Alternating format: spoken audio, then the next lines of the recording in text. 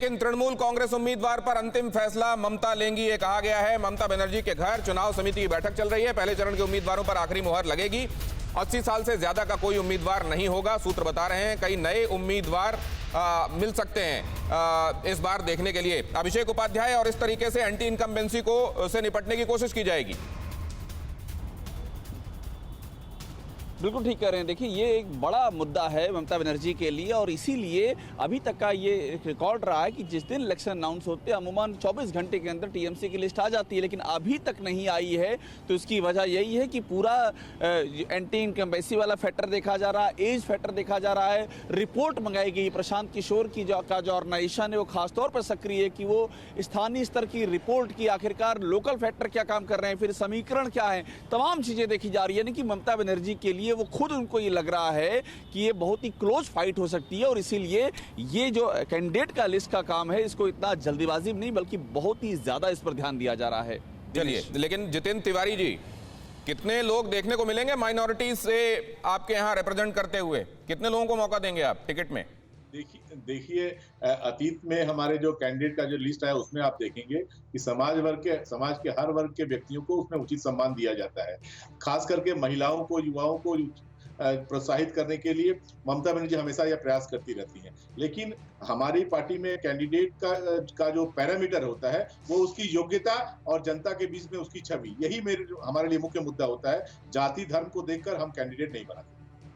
जाति धर्म को देखकर आप कैंडिडेट नहीं बनाते। जॉन बारला, आपके यहाँ क्या होगा? कितने लोगों को टिकट मिलेगी माइनॉरिटी, मुस्लिम माइनॉरिटी से? नहीं, यही हमारे प्रधानमंत्री अमित शाह जी है, हमारा नेतृत्व कर रहे हैं। जिस तरह से 2019 में हम लोग आए उसी तरह आएंगे। हम उनका नेतृत्व में हम लोग आगे जो दल निर्देश देगा उसी को में काम करेंगे। हम लोग को जीतना है, हमको इतना मालूम है 200 से ऊपर सीट हम लोग जीत रहे हैं और सरकार हम कर रहे हैं।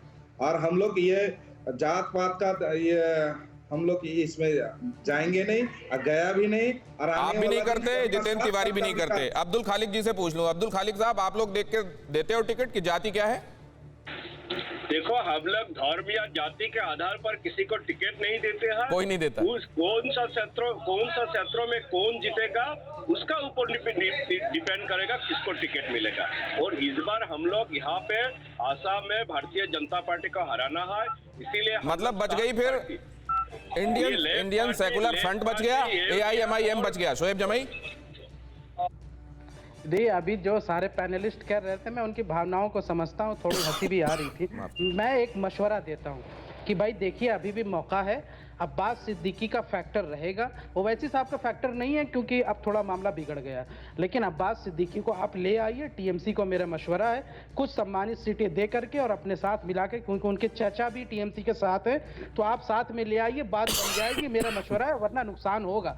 हम नहीं चाहते कि वहाँ बीजेपी आए, टीएमसी आए, जरूर आए, लेकिन आप हिस्सेदारी के तौर पर अब्बास सिद्दीकी को दीजिए।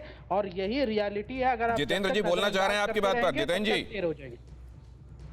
देखिए, अब्बास सिद्दीकी जी यदि भारतीय जनता पार्टी के स्पॉन्सर्ड नेता के रूप में अपने आप को उभारने के लिए व्यस्त हैं, उनका मीटिंग कहाँ होगा ये डिजाइन भारतीय जनता पार्टी जब करेगी, वो मोदी जी के प्रति इतने प्यार का प्रदर्शन करेंगे तो उन्हें कैसे हम अपने साथ ला सकते हैं? हम सारे लोग जानते हैं कि अब्बास सिद्दीकी जी का उदय ही भारतीय जनता पार्टी के सहयोग से किया गया है। ये आप भी समझते हैं, हम भी समझते हैं और बंगाल में रहने वाले माइनॉरिटी भी समझते हैं। तो अब्बास सिद्दीकी को लेकर जिनको बहुत मुखालफत है वो उनको लेकर नाचते रहे। बंगाल के तक तो आपके साथ थे, सिंगूर नंदीग्राम में बड़ा साथ दिया उन्होंने आपका। बंगाल के जी उनको आप लोग संभाल ही नहीं पाए उनको, आप उनको रख ही नहीं पाए, उनका दिल नहीं रख पाए, उनके हितों का ख्याल नहीं रख पाए। अरे देखिए, बंगाल के माइनॉरिटी मेजोरिटी सारे हमारे साथ है, मेजोरिटी माइनॉरिटी सारे हमारे साथ है। उसी व्यक्ति को देखकर हमारे ये लेकिन एक ये परिवर्तन दिखाई दे रहा है और इस पर मैं टिप्पणी चाहूंगा विनोद बंसल की। परवाह देश की, सोमवार से शुक्रवार रात 10 बजे TV9 भारतवर्ष पर।